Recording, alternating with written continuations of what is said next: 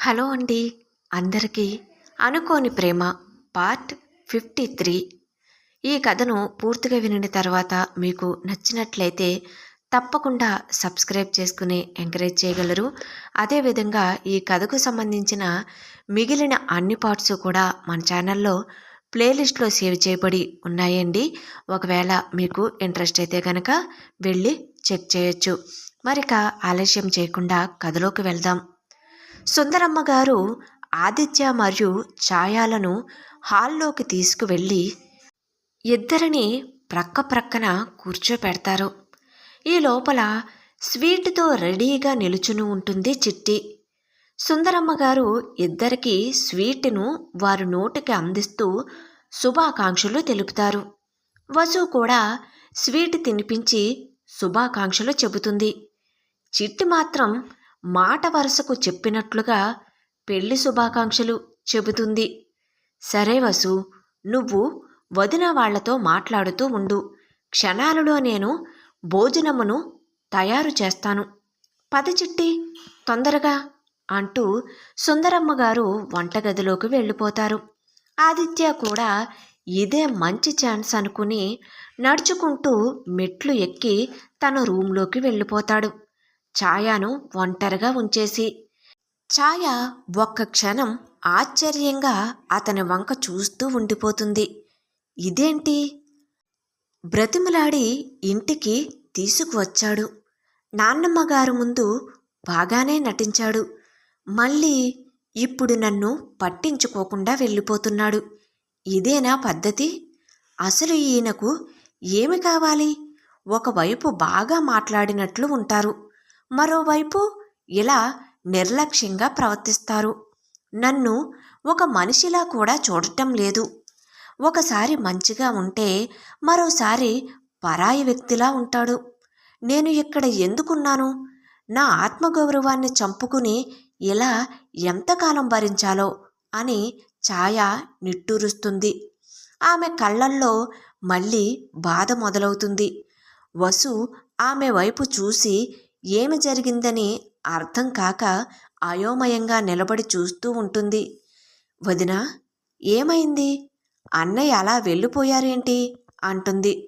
చిన్నప్పటి నుండి కలిసి పెరిగిన నీకే అతని ప్రవర్తన అర్థం కాకపోతే నెల రోజుల పరిచయానికి నాకేం తెలుస్తుంది అనుకుంటుంది ఛాయ. వసు ఛాయ ముభావంగా ఉండటాన్ని గమనించి ఆమె ఛాయ దగ్గరికి వచ్చి ప్రేమగా ఆమె చెయ్యి పట్టుకుంటుంది. వదినా, పదండి, నా గదిలోకి వెళ్దాం, కాసేపు మాట్లాడుకుందాం, మీకిక్కడ కొంచెం ఇబ్బందిగా ఉందేమో అంటుంది వసు. ఛాయ వసు వైపు చూసి చిన్నగా నవ్వుతుంది. వసు ఆమెను తన బెడ్రూంలోకి తీసుకువెళ్తుంది. వసు గది చాలా అందంగా రంగులమయంగా ఉంటుంది. గోడలకు తన అభిమాన హీరోల పోస్టర్లు ఉంటాయి. మంచం మీద తాను కాలేజీకి సంబంధించిన కొన్ని పుస్తకాలు మరియు కొన్ని బొమ్మలు ఉంటాయి. వదినా, మీరు ఇలా మంచం మీద కూర్చోండి అని చెబుతుంది. ఛాయ కూర్చున్న తర్వాత వసు డోర్ క్లోజ్ చేసి తిరిగి ఛాయ దగ్గరకు వచ్చి ఆమె ఎదురుగా కూర్చుంటుంది. ఇంతకు ముందు ఉన్న టెన్షన్ తగ్గి ఇద్దరూ కొంచెం స్నేహపూర్వకంగా మాట్లాడుకోవటం మొదలు పెడతారు. చూడండి వదినా, అన్నయ్య ఎప్పుడూ ఇంత సీరియస్గా ఉంటాడని అనుకోకండి. చిన్నప్పుడు ఎంత అల్లరి చేసేవాడో తెలుసా? మీరు నమ్మరు అంటుంది వసు. ఛాయ ఆసక్తిగా వసు వైపు చూస్తుంది. ఆదిత్య గురించి సరదా విషయాలు వినటానికి ఆమె కూడా ఆసక్తిగా ఉంటుంది. నిజంగానా వసు? మీ అన్నయ్య అల్లరి చేసేవారా? చూడటానికి చాలా సీరియస్గా ఉంటారు కదా అంటుంది ఛాయ. ఆ మాట వినిన వసు నవ్వుతుంది. అబ్బో అబ్బో, మీరు చూసింది ఇప్పటి ఆదిత్యను మాత్రమే. చిన్నప్పుడు ఇంట్లో మాకు చుక్కలు చూపించేవాడు. ఒకసారి ఏం జరిగిందంటే, మా ఇంట్లో ఒక పెద్ద జాడీలో నిమ్మకాయ పచ్చడి ఉండేది. అది నాన్నమ్మ ఎంతో ప్రేమగా తయారు చేసింది. అన్నయ్యకు ఆ పచ్చడి అంటే మహా ఇష్టం. ఒకరోజు మేమిద్దరం ఆడుకుంటుంటే అన్నయ్య మెల్లగా వంటగదిలోకి వెళ్ళి ఆ జాడీ మూత తీశాడు. ఛాయ నవ్వు ఆపుకోలేకపోతుంది.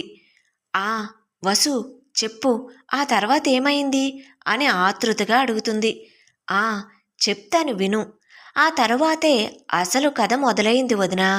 అన్నయ్య ఆ జాడీలో చెయ్యి పెట్టి నిమ్మకాయల ముక్కలు తీసుకుని నోట్లో వేసుకున్నాడు. ఒకటి కాదు, రెండు కాదు, ఏకంగా 4-5 నిమ్మకాయ ముక్కలు లాగించేశాడు. అవి పుల్లగా ఉంటాయని కూడా గుర్తులేదు పాపం అన్నయ్యకి అంటుంది వసు. ఛాయ నవ్వుతూ, నిజంగానా? ఆ తర్వాత మీ నాన్నమ్మగారు ఏమీ అనలేదా అంటుంది. ఆ వదిన, అనకుండా ఎలా ఉంటుంది? సాయంత్రం నాన్నమ్మ భోజనం చేసే సమయంలో పచ్చడి జాడీ చూస్తే అందులో సగం పచ్చడి ఖాళీ.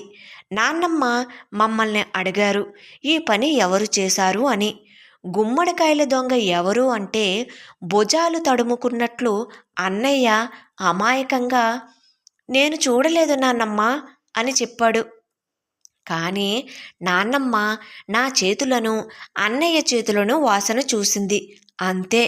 నిమ్మకాయ పచ్చడి వాసన అన్నయ్య చేతుల నుండి గుప్పుమని రావటంతో నాన్నమ్మకు తెలిసిపోయింది. నాన్నమ్మ తెలిసిన తర్వాత ఊరుకుంటుందా? ఒక కర్ర తీసుకుని అన్నయ్య వెనకాల పరిగెత్తింది. నాకు మాత్రం కడుపు చెక్కలయ్యేలా నవ్వు ఆగలేదు అంటుంది వసు. ఛాయ మనసారా నవ్వుకుంటుంది. ఆదిత్య గురించి ఇలాంటి సరదా విషయాలు వినటం ఆమెకు చాలా ఆనందంగా అనిపిస్తుంది. అతని గంభీరమైన ముఖం వెనక ఇంత అల్లరి దాగి ఉందా అని ఆమె ఆశ్చర్యపోతుంది. మీ అన్నయ్య నిజంగా చాలా అల్లరి చేసేవారేమో. ఇంకేం చేసేవారు వసు చిన్నప్పుడు అంటుంది ఛాయ. ఇంకేం చెప్పనా వదినా? ఒకసారి మా బంధువుల ఇంట్లో పెళ్లి జరుగుతుంటే బంధువులందరూ వచ్చారు. హాల్లో పెద్దగా తివాచీ వేశారు అందరూ కూర్చోవటానికి. అన్నయ్య ఏం చేశాడంటే మెల్లగా వెళ్ళి ఆ తివాచీ కింద కొన్ని బఠానీలు చల్లాడు అంటుంది వసు. ఛాయ ఆశ్చర్యంగా, బఠానీలా? ఎందుకు అంటుంది. అది అన్నయ్య అల్లరిలో ఒక భాగమే వదినా. ఎవరైనా ఆ తివాచీ మీద కూర్చుంటే బఠానీలు గుచ్చుకుంటాయని అతని ప్లాన్.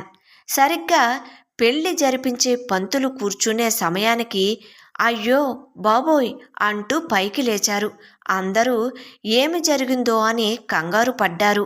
ఆ తర్వాత చూస్తే తివాచీ క్రింద బఠానీలు. నాన్నమ్మ మళ్ళీ కర్రందుకుంది అంటుంది వసు.